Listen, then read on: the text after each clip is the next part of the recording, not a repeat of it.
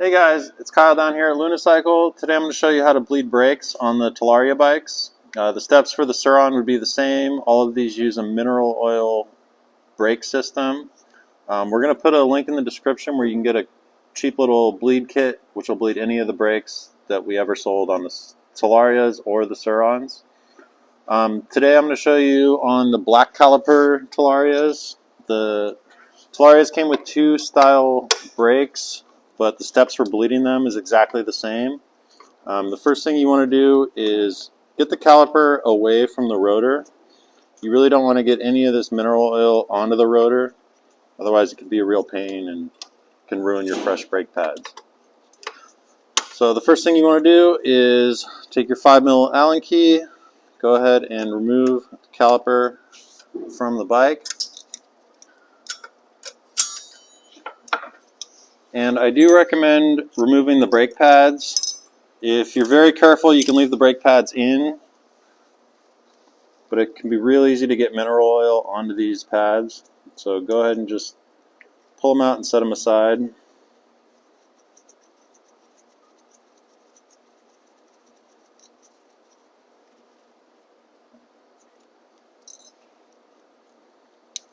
Now, most of the bleed kits will come with a little spacer which goes in between here. This just keeps the pistons from moving. If you're careful, you don't need this, but I do recommend using it. Before I put that in there, I am going to go ahead and open up the little bleed port. You may need to open this up first to see which fitting is going to thread into your caliper. All these bleed kits come with a bunch of different fittings, and they're pretty universal kits. If you're bleeding your brakes, there is no exact perfect way to bleed these. I'm going to show you the way I was taught, but bottom line, bleeding brakes is just getting air out of the system. So if you want to do it a slightly different way, as long as you end up with all the air out of the system, then your brakes will work perfectly fine. So I already went ahead and filled up a syringe with mineral oil. All these kits, they do come with mineral oil. These are not dot fluid brakes, so when you're selecting your bleed kit, be sure to just choose a mineral oil kit and you should be fine. All of them will come with different fittings, and like I said, these are the black calipers, so they do use a slightly different fitting than some of the Surron brakes. But for this one you need a Torx 15, which is the little star shaped one. I'm going to go ahead and open this up. You will see some fluid come out because this brake is completely full of fluid. It does not actually need to be bled. But if you just change your hose or your caliper, this will just be full of air.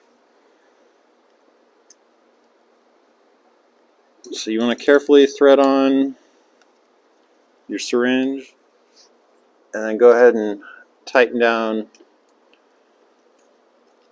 the tip of it. Not all of them will have wrench flats like this, but this one does have wrench flats. So if they are there, just go ahead and tighten it down. Next, we're going to go ahead and install the little bleed block. This can just sit in here. You may need to tape it or put a little zip tie. Sometimes you can run the pin through it. But you do want to be sure these pistons do not fall out and they don't move. So next we're going to go ahead and move up to the lever and prep the lever for bleeding.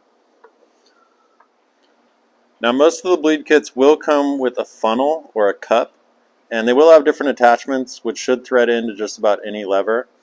This uses the oversized threads, so if your funnel doesn't quite line up with this, it's not the end of the world. In fact, you don't need anything here at all. You can really just open this up and use a rag to catch the fluid that comes out.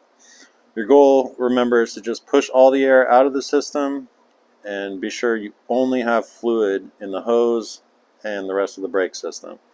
So if the fluid needs to just come out and get caught into a rag, that's totally fine. But if you do have a funnel or a short little syringe like this is just going to act like a cup and catch any of the fluid that we push up and out of the system. So now it's time to start pushing fluid from the bottom up. You can see I grabbed a little rubber band to secure this little spacer or bleed block. So now you do want to slowly push fluid out of the syringe into the caliper and try to flush any air out of this system.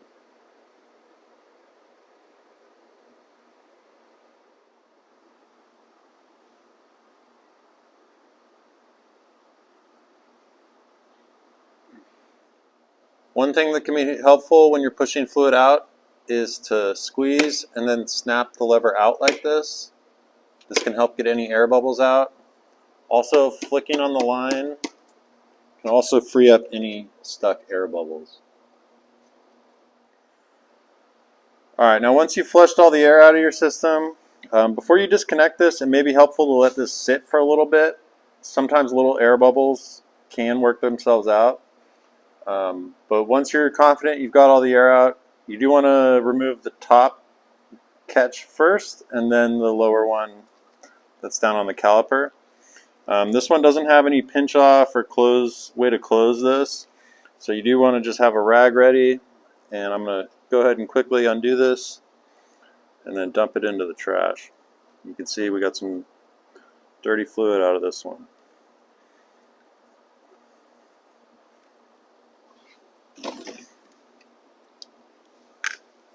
Next, you want to reinstall the upper bleed plug, and again, be sure you have the little O-ring still on the little plug.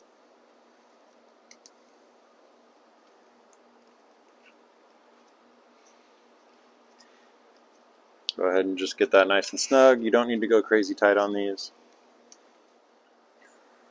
Go ahead and clean the lever with some isopropyl alcohol. This will evaporate and will help remove any of the mineral oil that's spilled onto the lever. Okay, now it's time to remove the syringe from the caliper. Go ahead and have a rag handy because you likely will lose a tiny bit of fluid. But you do want to just quickly unscrew this and then reinstall the little bleed plug as quickly as you can.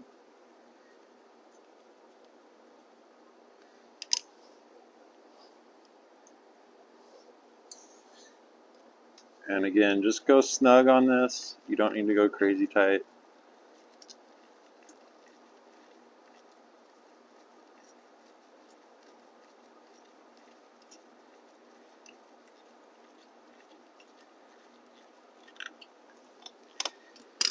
Next, you can remove the little bleed block. And you do want to spend some extra time cleaning this whole caliper really well with some isopropyl alcohol. Go ahead and get it in the middle and all around the sides. And be sure it's nice and dry before you reinstall your pads. If you get any of this mineral oil on your pads or on the rotor, you'll likely need to throw the pads away. If you do get it on your brake pads and need to replace them, we'll put a link in the description for some upgraded pads that we sell.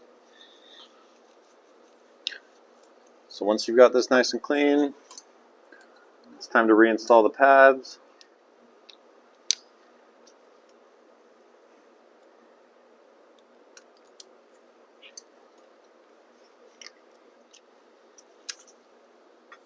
You can then reinstall your little spacer if you're running a bigger rotor and recenter the caliper.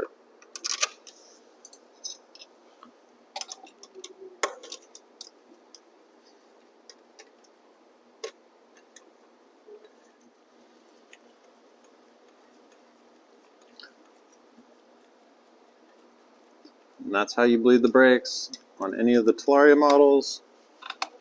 And these same steps also apply to any of the Surron bikes.